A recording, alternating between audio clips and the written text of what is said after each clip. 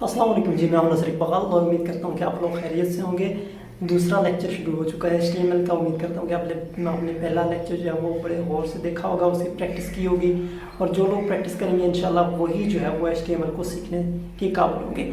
तो दूसरे लेक्चर के अंदर जो आज की वीडियो में जिन चीज़ों के ऊपर हम बात करेंगे और जिन चीज़ों को मैं आपको बताऊँगा वो हैं आप किस तरीके से जो है वो अपनी HTML के कोड के अंदर जो है वो लिस्ट ऐड कर सकते हैं, लिंक ऐड कर सकते हैं, मल्टीमीडिया यानी कि आप फ़ोटोज़ ऐड कर सकते हैं, वीडियोज़ ऐड कर सकते हैं, ऑडियोज़ ऐड कर सकते हैं। ये सारी चीज़ें आपको जो है वो मैं आज डिटेल से बताऊँगा कि इनके लिए कौन से टैग यूज़ होंगे, कैसे ऐड करनी है।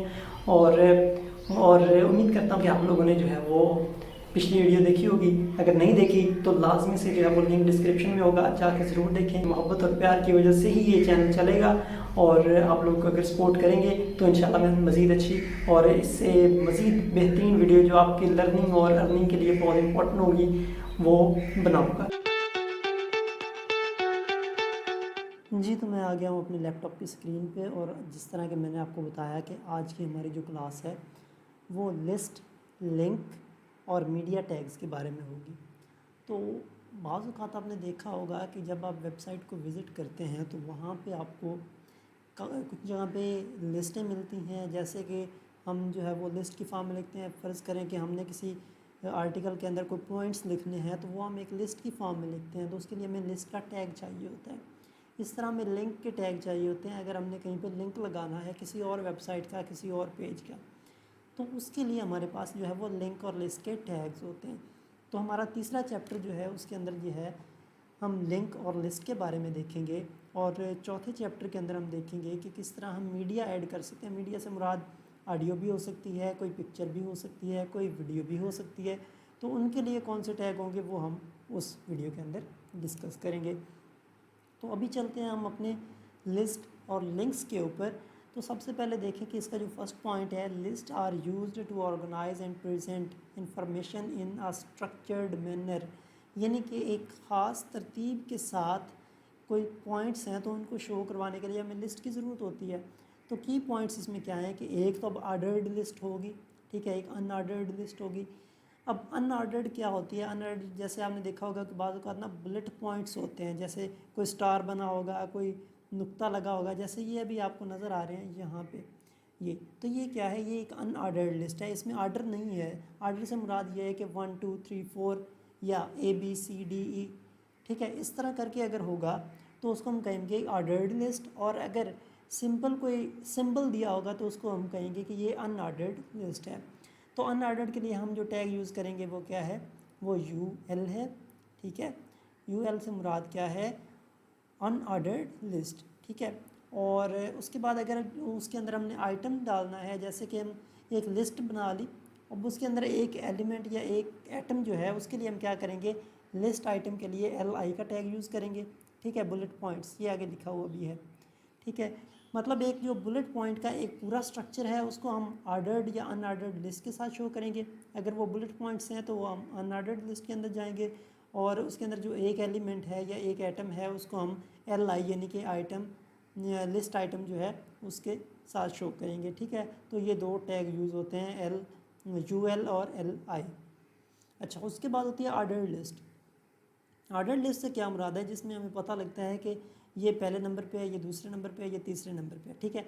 1 2 3 लिखा होगा, ABC लिखा होगा, लाइक दैट, ठीक है। ऑर्डर लिस्ट के लिए जो टैग यूज़ होता है वो O और L का होता है। साइडों पे ये जो आपको ब्रैकेट्स नज़र आ रही हैं ये एंगल ब्रैकेट्स हैं, जो मैंने अपनी पिछली वीडियो के अंदर जो है इनको डिस्कस किया है।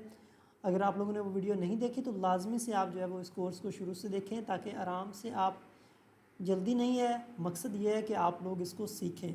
मकसद ये नहीं है कि आप सिर्फ इसको जो है वो टाइम पास करें। अच्छा, ऑर्डर्ड लिस्ट में क्या होगा कि नंबरिंग होगी, ठीक है, और उसके लिए टैग कौन सा यूज़ होगा? OL का टैग यूज़ होगा और उसके अंदर भी जो आइटम हैं उनको हम LI से ही शो करेंगे, ठीक है।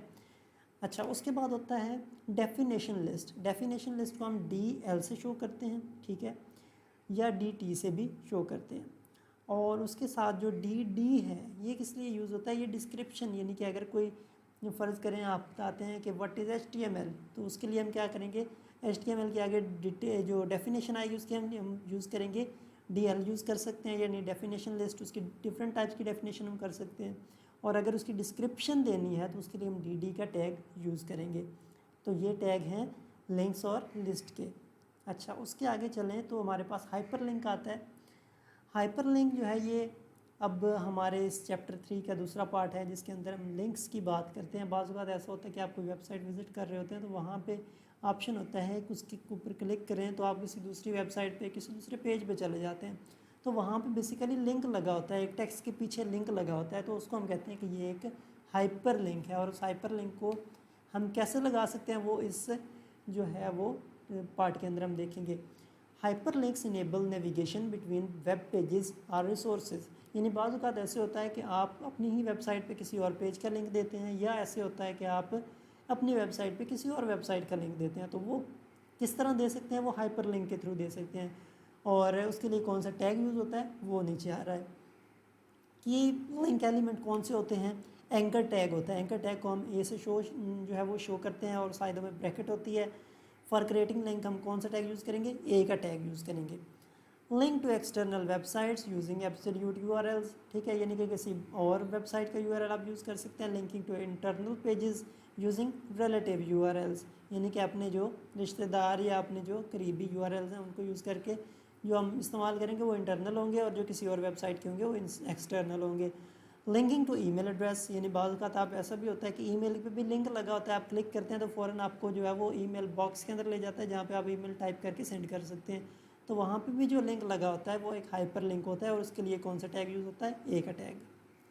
तो चैप्टर नंबर 4 के अंदर हम देखते हैं कि यहाँ पे इमेजेस और मीडिया कैसे ऐड करना है। बड़ा सिंपल सा है, बहुत ही आसान है। आप लोगों ने इसको थोड़ा सा इंटरेस्ट लेके इस पूरे कोर्स को करना है तो इंशाल्लाह आप बहुत जल्दी इन सारी चीज़ों को पिक कर लेंगे। अच्छा, images enhance visual appeal and convey information, यानी कि बाज़ औक़ात ऐसे होता है कि आपको कहीं ना कहीं पे आपको इमेजेस या वीडियोस ऐड करनी पड़ती हैं। जैसे कि बाज़ वेबसाइट्स ऐसी होती हैं जिनके नीचे जो है वो अगर कोई आर्टिकल है तो उसमें कोई इमेजेस होगी या उस इमेज के साथ कोई वीडियो होगी, तो उनको ऐड करने के लिए क्या तरीका होता है वो इस चौथे चैप्टर के अंदर आएगा। Images enhance visual appeal and convey information, ये कि एक अच्छी और एक जो है वो बेहतरीन तरीका होता है वीडियो या इमेज के ज़रिए अपनी इन्फॉर्मेशन पहुँचाने का। की इमेज एलिमेंट्स कौन से होते हैं, IMG का टैग है, आपने याद रखना है। IMG का टैग होता है जो इमेज के लिए यूज़ होता है, जहाँ पे भी आपने इमेज लगानी है वहाँ पे हम IMG का टैग यूज़ करेंगे। और आगे सोर्स स्पेसिफाई करना, यानी कि उसके लिए हम क्या करते हैं, IMG और साथ आगे में हम लिखते हैं SRC क्या है, ये उसका सोर्स डिफाइन करता है, ठीक है। ये एक एट्रीब्यूट है। एट्रीब्यूट का मतलब ये है कि ये बताता है, ये चीज़ को कंफर्म करता है कि भाई इमेज है, लेकिन ये इमेज कहाँ से आ रही है, ये वहाँ से आ रही है। फिर SRC के बाद हम वो सोर्स लिंक देते हैं या सोर्स पाथवे देते हैं, वो एक अलग चीज़ है। जब अगली क्लास में मैं आपको इसकी प्रैक्टिस करवाऊँगा तो उसके अंदर मैं आपको ये सारे टैग जो है वो इम्प्लीमेंट करके दिखाऊँगा। ओके, तो आल टेक्स्ट होता है, इमेज है, इमेज के पीछे एक आल टेक्स्ट होता है। जैसे एक इमेज है ना, फ़र्ज़ करें मैं किसी लैपटॉप की इमेज लगाता हूँ तो उसके बैकग्राउंड में अगर वो इमेज शो नहीं होती तो जो नाम शो होगा वो नाम क्या होता है, वो आल्ट टेक्स्ट होता है, ठीक है। ये सारी चीज़ें एसईओ के हिसाब से भी बहुत इंपॉर्टेंट होती है, लेकिन यहाँ पे हम HTML सीख रहे हैं तो हम इन चीज़ों को अपने HTML के हवाले से ही देखेंगे, ठीक है। इस इमेजेस के अंदर IMG का टैग होता है, उसमें सोर्स का एक एट्रीब्यूट होता है SRC के नाम से, उसको हम शो करते हैं। और आल टेक्स्ट क्या होता है कि अगर फ़र्ज़ करें आपकी इमेज शो नहीं होती तो उसके नतीजे में जो चीज़ शो होगी वहाँ पे, ठीक है, वो क्या होगा, वो आल टेक्स्ट होगा, उसमें हम उस इमेज को डिफ़ाइन करेंगे।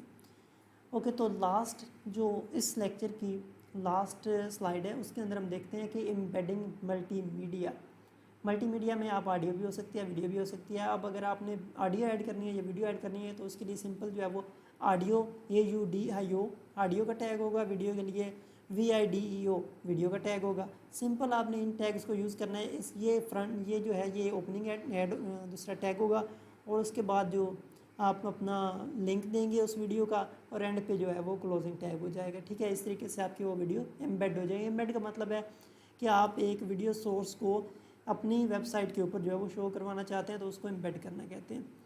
Supported media formats, understanding the compatible file formats, यानी कि बाज़ औक़ात हम जो है वो डिफरेंट फाइल्स को एम्बेड नहीं कर सकते तो उसके लिए एक ख़ास तरीके से जो है वो उसकी एम्बेडिंग के तरीके होते हैं कि किस तरीके से आपने वो फ़ाइल वहाँ पे डालनी है।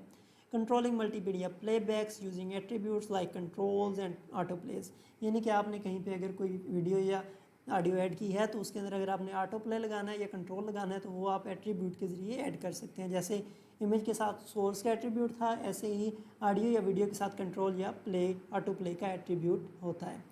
तो ये हमारे 4 चैप्टर हो गए और 4 चैप्टर के साथ हमारी ये दूसरी क्लास एंड हुई। उम्मीद करता हूँ कि आप लोगों को ये वीडियो भी पसंद आई होगी, और वो लोग जो टाइम पास कर रहे हैं मेरी उनसे रिक्वेस्ट है कि वो लोग बड़ी तसल्ली के साथ इस जो कोडिंग का ये लेक्चर्स हैं इनको बड़ी तसल्ली के साथ देखें। इसमें एक एक चीज़, एक एक पॉइंट को डिस्कस किया जाएगा। आपको यूट्यूब पे जितने भी लेक्चर मिलते हैं वो इतनी डिटेल के साथ कोई भी नहीं बताएगा आपको। आपने तसल्ली के साथ इनको एक एक चीज़, एक एक पॉइंट को देखना है। फिर साथ में मैं उसकी प्रैक्टिस वीडियो अलग से बना दूंगा ताकि आप उसको देख के अपनी प्रैक्टिस भी कर सकें।